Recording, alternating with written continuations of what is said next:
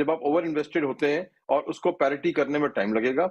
और mutual fund को भी ये थोड़ा-सा डर ये है कि रिडम्पशन आएँगी थोड़ी-सी, लोग यहाँ से निकाल के फिक्स्ड इनकम में डालेंगे पैसा, उससे उनको भी थोड़ा कैश रिज़र्व रखना पड़ेगा पास में, तो उनके हाथ भी थम गए हैं। तो डिमांड सप्लाई की बात है, नॉर्मलाइज़ हो रही है, काफ़ी हद तक नॉर्मलाइज़ हुई है, थोड़ा बहुत और फिर शुरू करेंगे, देखेंगे अपनी चढ़ाई। नहीं तो अजय सर, फिर क्या करेक्शन आप और इसमें देखते हैं? मैं एक सवाल ये आता है बाद में, हम लोग पिछले कितने महीने, 6-8 महीने से ही देख रहे हैं कि जब भी करेक्शन आता है लोग कहते हैं कि अब एक बार हो जाए, लेकिन वो होता नहीं है, वो रुक जाता है वहीं पे। पता नहीं कौन सी शक्तियां उसको रोक लेती हैं, या इनहेरेंट इतनी स्ट्रेंथ है मार्केट में कि वो गिरने भी नहीं देते उसको। वो एक रेंज के अंदर, मतलब 1000 पॉइंट का रेंज मान लीजिए, उसके बीच में घूमता रहता है, दुनिया भर में तूफान आ गया लेकिन यहाँ नहीं गिरता। पूरा 22 का साल निकाल दिया उन्होंने, रादर उन्होंने 2-4% का गेन ही करके दे दिया। ये क्या पहेली है, ये क्यों नहीं समझ में आ रही? देखिए खरीदार के, अच्छा मैंने कहा ना आपको कि बाजार के अंदर में जब भी यहाँ पे पिछले 6 साल 7 साल के अंदर में एक कॉन्सेप्ट है कि आपने करेक्शन पे खरीदा, आप अच्छा रिटर्न कमा के निकले। ये पहला साल है जो आप देख रहे हैं कि करेक्शन में खरीदे तो और करेक्शन में चले गए आप। तो चाहे आप अडानी ग्रुप का स्टॉक देख लीजिए, रुकने पे नहीं आ रहे हैं, इकोनॉमी के स्टॉक देख लीजिए, अब उसके अंदर में फॉलो अप बाइंग नहीं आ रही है, और जो करेक्शन के बाद में अगर कोई खरीदार आ रहा है तो सप्लाई और इकट्ठी आती रही है।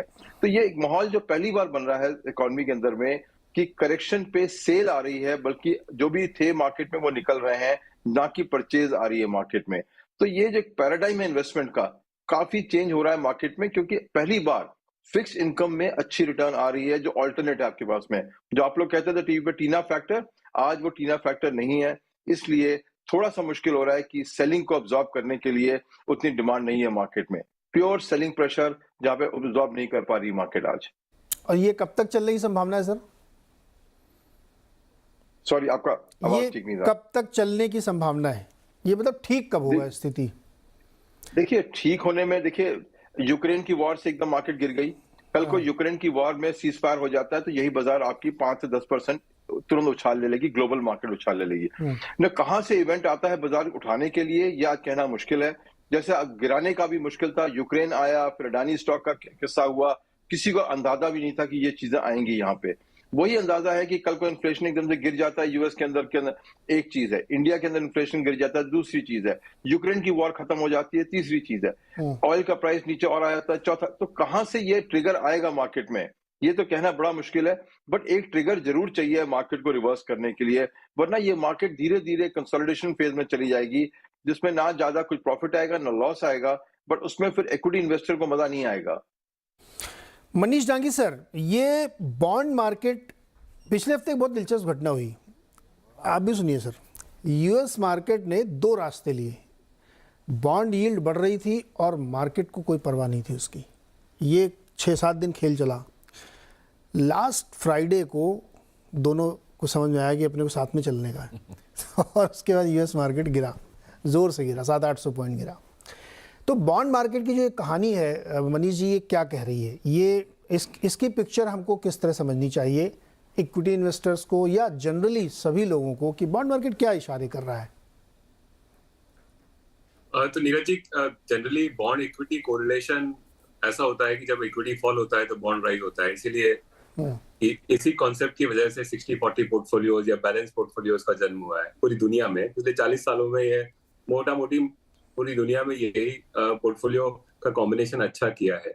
2022 के बाद में बॉन्ड की वजह से इक्विटी गिरा है, क्योंकि जो डिस्काउंट यील्ड है वो शार्पली जब ऊपर जाने लगी because of underlying inflationary condition से, तो उसकी वजह से ऑफ कोर्स इक्विटी को प्यूक करना पड़ा, क्योंकि इक्विटी इफेक्टिवली इक्विटी है क्या, हो ही वही जो बॉन्ड रची रखा है ना। इक्विटी तो सिर्फ 3-4%, 5% मैक्सिमम रिस्क प्रीमियम देगा बॉन्ड पे, और अगर रियल रेट और बॉन्ड यील्ड्स अगर ऊपर जाएंगी तो सारे कैश फ्लोज को आपको डिस्काउंट नीचे करना पड़ेगा। तो अब क्या है कि बॉन्ड इक्विटी कोरिलेशन ब्रेक हुआ है पिछले 1.5 साल से।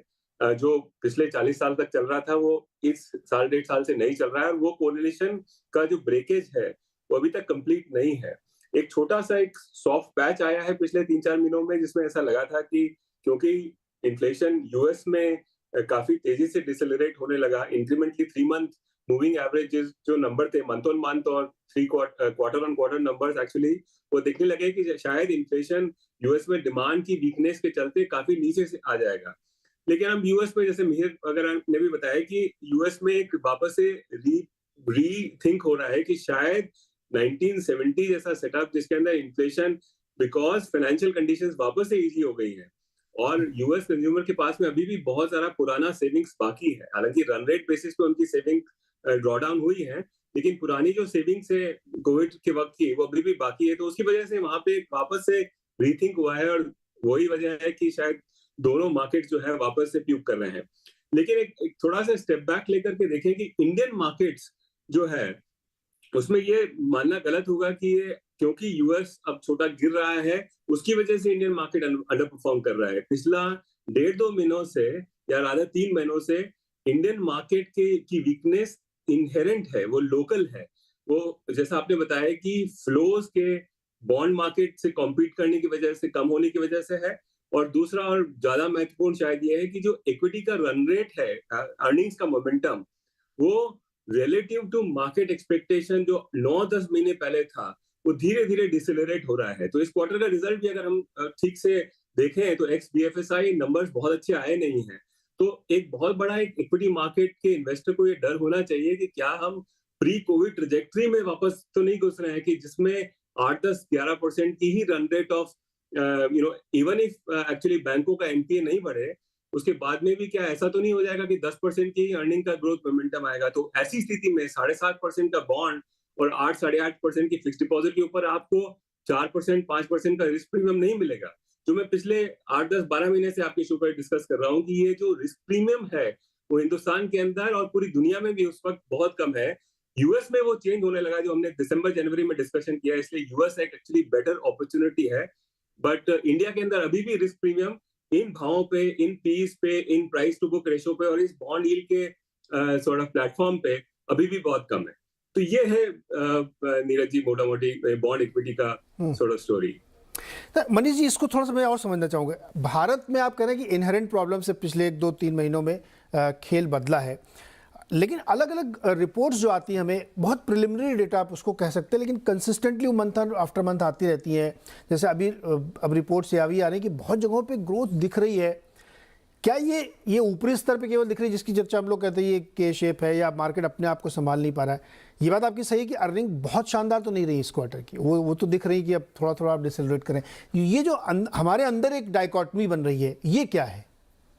तो नीरज जी, जो एक्चुअली पूरा कोविड का जो ग्रोथ मोमेंटम था वो जैसा आपने बताया कि एक के शेप रिकवरी जो largely urban, largely top quartile income earners का था, वो बहुत तेजी से, अगर उसको आप एनओएनजी इंपोर्ट में देखो, non oil non gold import को अगर देखें या फिर ऑटोमोबाइल सेल्स को देखें, टू व्हीलर सेल्स तो बहुत वीक पहले ही था, लेकिन अदरवाइज ऑल्सो बहुत सारे जो अर्बन लीडिंग इंडिकेटर्स हैं वो सॉफन हुए हैं ऑलरेडी। तो एक इसलिए आप देखोगे एक जनरल कंसेंसस जो बन गया था, जिसके अगेंस्ट में बहुत लिखा और बोला भी है कि नहीं हिंदुस्तान अब 7-8% की ट्रैजेक्टरी में घुस गया आसानी से, तो अब वापस से आप देखेंगे कि एक सॉफ्टली चारों तरफ एक माहौल ही बन रहा है कि शायद हम 5-6% की ग्रोथ की ट्रैजेक्टरी में है।